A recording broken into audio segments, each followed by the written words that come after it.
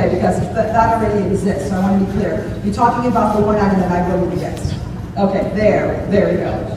That the ordinance that they're referring to was on not transgender equality, sexual identity and sexual preference. That's why the question confused me, because that's not the same thing. I know it can be very confusing.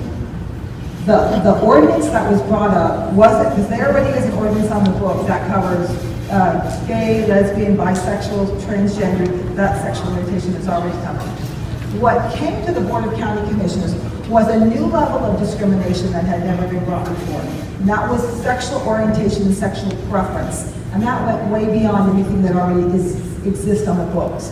And the sexual preference and sexual preference was what I prefer my sexual orientation to be that day. So if I prefer to be a male, I prefer to be a female. And what's going to happen, it wasn't an equal rights issue, it went way beyond the equal rights issue. And what would happen then, we would have a problem, and I was worried more about lawsuits than I was about anything else. And what's interesting is, that became a big issue, but nobody ever came and asked me my opinion on it. Not Save Dave, not any of the groups, because they rather attack you than come and get to know you.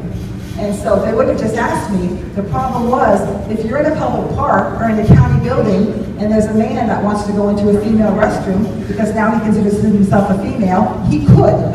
And that would be his sexual preference or his sexual orientation of that particular day. So I was more concerned about lawsuits, safety issues, than I was about anything else.